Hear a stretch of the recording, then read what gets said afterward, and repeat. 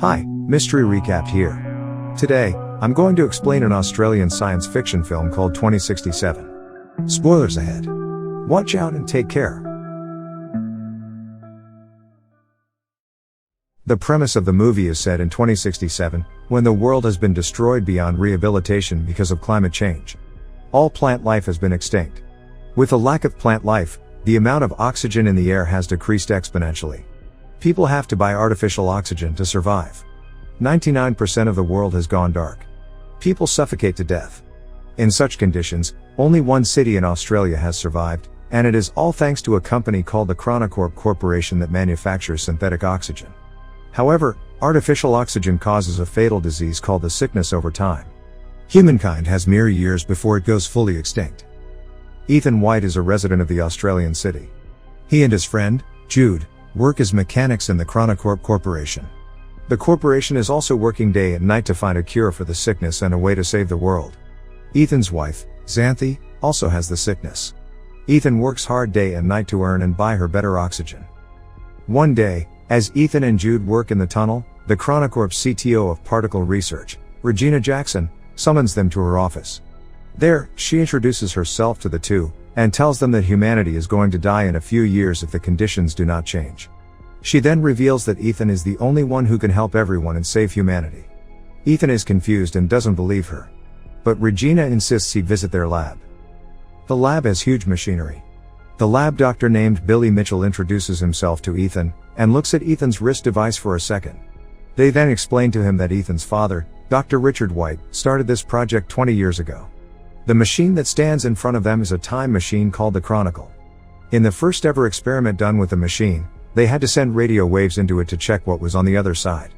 They found out through it that 407 years later, in 2474, the Earth would have enough vegetation to maintain enough oxygen in the air and sustain human life. The people come to believe that if humanity still exists several hundred years later, it is likely that they have found solutions to all the problems plaguing their reality. However, a strange activity baffled the scientists there. The waves they sent had come back reformed. When they decoded it, they found out that someone from the future had sent them the message saying, "Send Ethan White." So now, Regina and the whole team want to send Ethan into the future for him to bring back the cure. Ethan is beyond surprised. He doesn't believe them and thinks that Regina is just bluffing. Moreover, he doesn't want to leave his sick wife and go into the future. So, he declines to help. Later, Ethan and Jude are at a diner, where they buy crisp oxygen. Jude tries to persuade Ethan to go through with the plan and help save humanity. However, Ethan laughs at him, saying that he doesn't want to be like his father.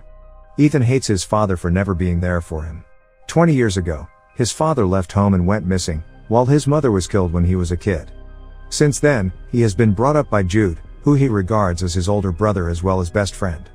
He blames his father for leaving his mother to complete the project, and doesn't want to follow in his path and leave his sick wife. However, Jude manages to persuade him, saying that the only way he can save his wife is by finding a cure. Ethan reminisces of his 8th birthday when his father has bought him a strange box as a gift. As he puts his hands inside the box, a device latches onto his wrist, making him bleed. Richard had placed a permanent hand device on his son. It has been many years, but Ethan doesn't know its use yet.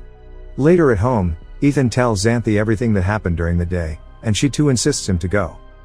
The following morning, Ethan scribes, "I will find my way back to you on a metal flower," and leaves it beside Xanthi.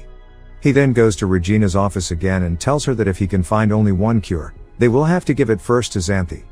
Regina accepts, and takes him to the lab again. Dr. Mitchell shows him the suit that he has to wear before getting into the machine. As they begin to explain the mission to him, Ethan realizes that they do not have a plan. They have no clue what he will see, or who he will meet at the other end. However, after they put him in the suit, they give him an AI device called the Archie. Archie will show the lab Ethan's vitals at all times. It will also help to navigate his location.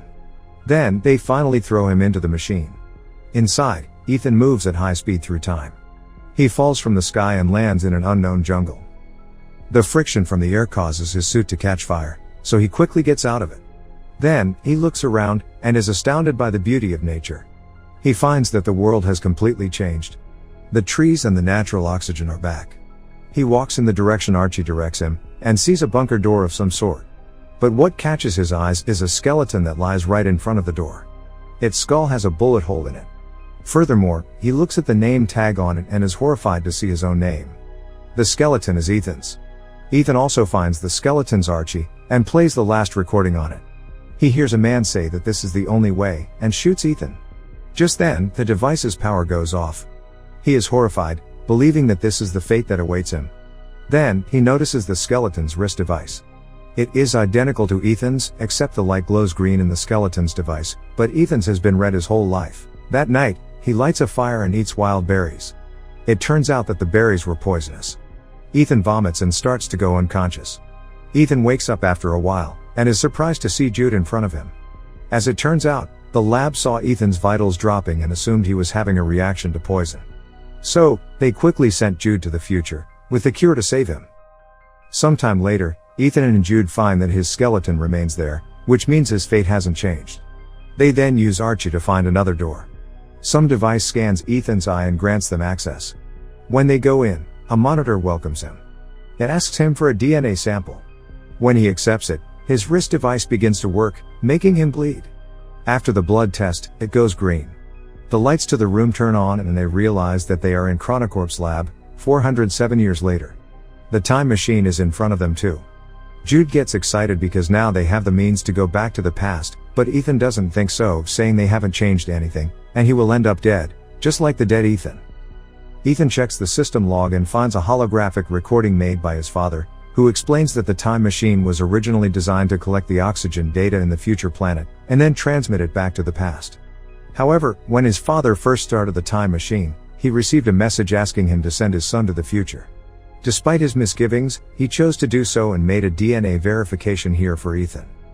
Soon, Ethan and Jude realize that the time machine won't be able to take them back because its battery has almost depleted after 407 years. What's worse is that the activation of the lab triggers a malfunction in its nuclear power core, threatening to unleash a nuclear explosion in just 4 hours. This means they have to find a way to fix the time machine and travel back before the explosion. Running out of time, they have to act quickly. Outside, they are surprised to find a ruined city covered with green plants, but inhabited with no humans, showing that Earth starts to recover itself after human extinction. Human skeletons are scattered everywhere. Ethan gets to his wife's house, only to find her bones, making him fall into despair.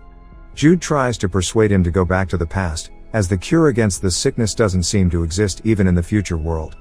However, Jude's words make Ethan suspicious. He then turns on the rusty Archie to play the recording once again, from which he recognizes Jude's voice, and it seems Jude is exactly the one who shot him.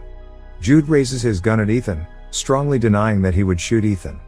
Ethan finally decides to complete the mission first, so with joint efforts, they manage to repair the power core and then return to the lab. Now the Chronicle system works and they should be able to return to the past. They just need to wait 37 minutes till portal launch. Once the countdown reaches 0, the portal will tether to 2067 for approximately 30 seconds. However, Ethan still finds his body remains behind a door at the same location, which implies that they haven't made any changes to the future. In order to figure out the truth, Ethan pulls out the battery of his current Archie and puts it onto the rusty one. In that way, he gets access to another video, in which Ethan is assured that his future self will be killed by Jude. Jude then confesses that there is no hope of changing the future and he is trying to protect Ethan. Finding it hard to believe, Ethan locks his brother up in a room, then plays back his father's holographic log from the day he died. He soon discovers a conversation between the Chronocorp's CTO, Regina Jackson, and his father. It's shown that Ethan's father wanted to use the time machine to save all mankind by finding the cure, but the CTO only intended to use the machine to flee from the dying time with some chosen few. However, whichever plan they choose, someone must travel into the future and turn on the time machine. To safely send living matter through time, it requires an operational link from both sides. In order to stop the CTO with her plan, his father locks the time machine and sets Ethan's DNA as the verification key. In anger at what Ethan's father just did, the CTO killed him immediately. She then orders Jude to kill Ethan's mother and be a guardian to him, so one day they can use Ethan's wristband to get access to the future. Ethan is beyond surprised. The man he thought of as his brother, turned out to be the one who killed his mother and is about to kill him too. He also realizes that he has misunderstood his father, who didn't deliberately abandon the family.